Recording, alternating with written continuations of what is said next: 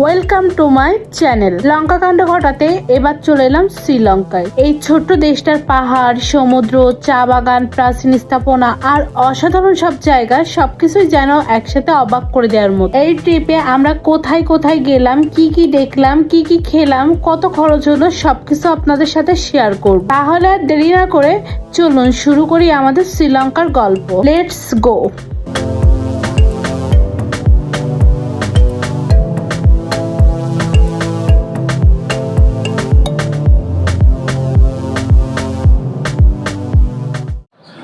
শুভ সকাল সবাইকে। আমরা মালদ্বীপ থেকে আজকে চলে যাচ্ছি। আজকেই আমাদের মালদ্বীপের শেষ দিন ছিল।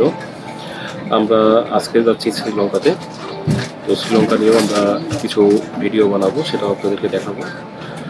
তো দিশা, তোমার ফিল কেমন? আমার তো এখন কষ্ট লাগছে, মালদ্বীপ থেকে চলে যাচ্ছি, আমার ভীষণ কষ্ট লাগছে। আর আসবো কোনোদিন আসতে পারবো কিনা তাও জানি না, আসতে পারবো কিনা তাও জানি না, বাট অনেক কষ্ট লাগছে। হ্যাঁ, এখন শ্রীলঙ্কায় যাবো, দেখে ওই জায়গাও আমি খুব এক্সাইটেড, কেমন কি দেখবো এবং আপনাদের কাছে শেয়ার করবো। ওকে, তাহলে আমরা চলে যাচ্ছি সুন্দর একটা দেশ ছেড়ে।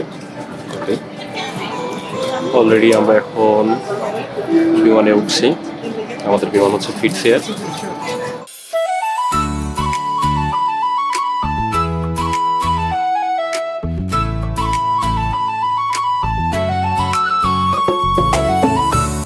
মালদ্বীপ থেকে প্রায় 1 ঘন্টা ফ্লাইট জার্নি শেষে অবশেষে আমরা এসে পৌঁছে গেলাম শ্রীলঙ্কায় বন্দরনায়ক ইন্টারন্যাশনাল এয়ারপোর্টে। এবার শুরু হলো আমাদের শ্রীলঙ্কার অভিযান।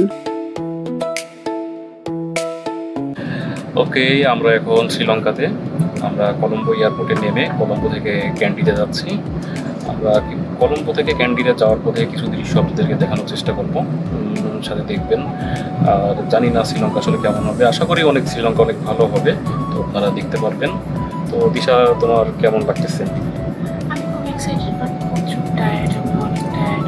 আমি তো আজকে প্লেনে অনেক ভয় পাইছি। প্লেন যখন ল্যান্ড করে আমি এত ভয় পাইছি, উনি কানে ইয়ারফোন যে এদিকেও তাকাবে না ওইদিকেও তাকাবে না, আর আমি ভয়তে তো জড়সড় হয়ে গেছি। তারপর নামছি। এইখানে না অনেক গরম, মালদ্বীপও গরম ছিল, কিন্তু এইখানের গরমটা না গায়ে লাগছে, তা ঘামছি।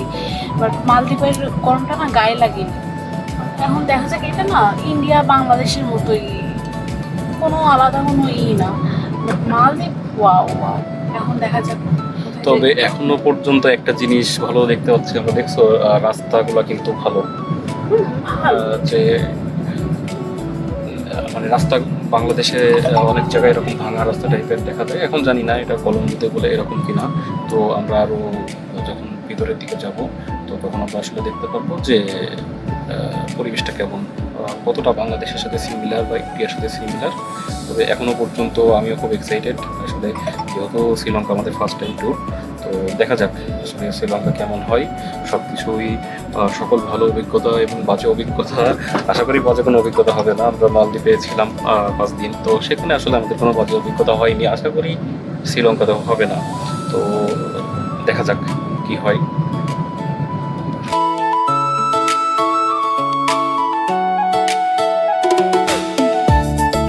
এয়ারপোর্ট থেকে ক্যান্ডির দূরত্ব প্রায় 115 কিলোমিটার, আর সময় লাগে প্রায় 3.5 ঘন্টা থেকে 4 ঘন্টা। শুরুতেই শহরের ব্যস্ত রাস্তা, তারপর ধীরে ধীরে বদলে গেল পুরো দৃশ্য। চারপাশে সবুজ পাহাড়, ছোট ছোট গ্রাম, একদম অন্যরকম একটা অনুভূতি। পথে যেতে যেতে শ্রীলঙ্কার রাস্তাঘাট, মানুষের জীবনযাপন আর প্রকৃতি দেখে বারবারই মনে হচ্ছিল এই দেশটা সত্যিই অনেক সুন্দর। আমরা চলে যাচ্ছি কলম্বো থেকে ক্যান্ডিতে। তো দেখতে পাচ্ছেন ক্যান্ডি যাওয়ার যে রাস্তা, এবং আরেকটা জিনিস আপনারা খেয়াল করলে দেখবেন, শ্রীলঙ্কাতে কিন্তু প্রচুর পরিমাণে নারকেল গাছ। মানে এখানে এরকম একটা অবস্থা যে 100টা যদি গাছ থাকে তাহলে 100 গাছ থেকে 90টা গাছই নারকেল। আমরা দুপুরে একটা হোটেলে খাইলাম, তো সেইখানে অলমোস্ট সম্ভবত নারকেল তেলেরই আর কি রান্না, এবং একটা আলুর একটা তরকারি ছিল, সেটা নারকেলের দুধ দিয়ে রান্না ছিল। আর আমরা ওইখানে চিকেন আর টুনা ফিশের অর্ডার করছিলাম, তো সেটার সাথে আরও 4 থেকে 5 রকম আইটেম দিয়েছিল তারা, এবং সব কিছুই কিন্তু আপনাকে ছিল, হ্যাঁ, ছিল খাবারগুলো। এবং প্রত্যেকটা খাবারই কিন্তু হচ্ছে আপনি চাইলে আবার করে নিতে পারবেন, এবং ভাতও আনলিমিটেড, প্রত্যেকটা তরকারি আনলিমিটেড। শুধুমাত্র আপনি যেই মেন যে আইটেমটা যেটা আপনি পারচেস করবেন সেটার সাথে প্রত্যেকটাই আনলিমিটেড, এবং খাবারের টেস্টগুলো অসাধারণ লেগেছে আমাদের কাছে। মালদ্বীপের থেকে খাবার এখানে অনেক সুন্দর। অনেক সুন্দর, অনেক সুন্দর খাবার। যেহেতু আমরা ভিডিও করতে পারিনি, প্রচুর খিদে লেগে গিয়েছিলো, তো খাবার দেখে আর মনে নেই ভিডিও করার কথা। যে নেক্সট টাইম থেকে আপনার দেখাবো প্রত্যেকটা খাবার বা প্রত্যেকটা খাবারের রিভিউ আপনাদের সাথে শেয়ার করবো। আর এখানে কিন্তু খাবারের দামও তুলনামূলক অনেক কম, বাংলাদেশ থেকে কিছুটা বেশি, তবে আসলে খুব বেশি না। আর মালদ্বীপে তো অনেক বেশি, আর মানে আসলে মালদ্বীপ টু এক্সপেন্সিভ, আর শ্রীলঙ্কা সেইখানে অনেক চিপার। তো সেক্ষেত্রে এখানে খাবার খেয়ে এখনও পর্যন্ত একবার আমরা খেয়েছি, মজা পেয়েছি, এবং খাবারের কোয়ান্টিটিও অনেক বেশি ছিল, যেটা আসলে দুইজনে আমরা শেষ করতে পারি নাই। খাবারে নারকেল ছিল, অনেক মজা ছিল। নারকেল জিনিসটা এমনিতেই মজা লাগে, যখন আরও ছিল অনেক মজা লাগছে খাবার, অনেক মজা ছিল। আমি তো মানে এই কদিনে আজকে খেয়ে সব থেকে বেশি মজা পাইছি। মালদ্বীপের খাবার খেয়ে সত্যি আমি মজা পাইনি। আমি শুধু বলছি কখন বাড়ি যাও, বাড়ি যেয়ে ভাত খাবো। তো না, আমি শ্রীলঙ্কায় এসে মজা পাইছি খাবারে। নারকেলটা বেশি ভালো লাগছে। এখন জানি না পরে কি হবে, যদি এরকম হচ্ছে যে অন্য কোনো জায়গায় গেলাম সেখানে খেতে পারলাম না, তো এরকমটাও হতে পারে। হতে পারে, ভালো মন্দ সবগুলো মিশাই আছে। হ্যাঁ, তো দেখা যাক পরবর্তীতে। যেহেতু আমরা এখনো 4 দিন আছি এখানে, তো 4 দিনে আমরা আসলে কি কি খাবার খাই তো সেটাও আমরা দেখবো।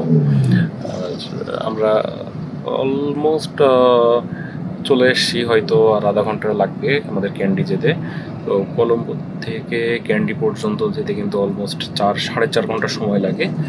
তো আমরা অলমোস্ট মনে হয় 11:30টার দিকে 11টার দিকে আমরা হচ্ছে যে রওনা দিছি। আমরা আশা করি 4টার ভিতরে পৌঁছে যাবো প্রায়। এবং রাস্তায় আমরা হচ্ছে যেহেতু লাঞ্চ ব্রেক দিয়েছিলাম, তো 4 থেকে 4.5 ঘন্টার ভিতরে ক্যান্ডি পৌঁছানো যায়। তো ক্যান্ডি পৌঁছানোর পরে আমরা কি কি দেখলাম সেটা আপনাদেরকে দেখাবো।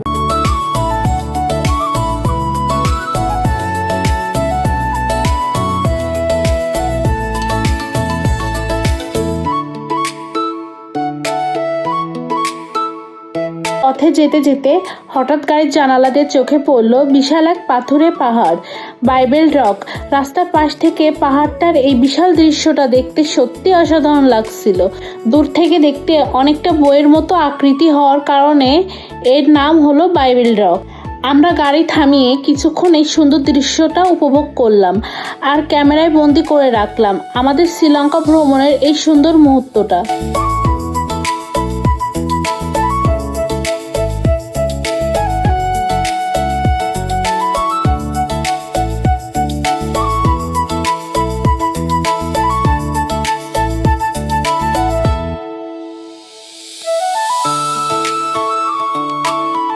দীর্ঘ যাত্রার পর অবশেষে আমরা পৌঁছে গেলাম ক্যান্ডির হোটেলে। আগে থেকে বুকিং করা থাকায় খুব দ্রুতই চেক ইন করতে পারলাম। হোটেলে ঢুকে রুমে যাওয়ার পর সবচেয়ে বেশি যেটা ভালো লেগেছিল সেটা হলো রুমের সঙ্গে থাকা সুন্দর একটা ব্যালকনি। আর ব্যালকনিতে বের হতেই সামনে যে দৃশ্যটা পেলাম, চারপাশে সুন্দর সবুজ পাহাড় আর পাহাড়ের সারি। দীর্ঘ যাত্রার পর এমন একটা সুন্দর ভিউয়ের সামনে দাঁড়িয়ে সত্যিই মনে হলো ক্যান্ডিতে আসাটা সার্থক। কিছুক্ষণ ব্যালকনিতে বসে এই অসাধারণ পাহাড়ের দৃশ্য উপভোগ করলাম আর ক্যামেরায় ধরে রাখলাম আমাদের শ্রীলঙ্কা ভ্রমণের প্রথম দিনের এই সুন্দর মুহূর্তটা। আজকের মতো এখানেই শেষ করছি আমাদের শ্রীলঙ্কা ভ্রমণের প্রথম পর্ব।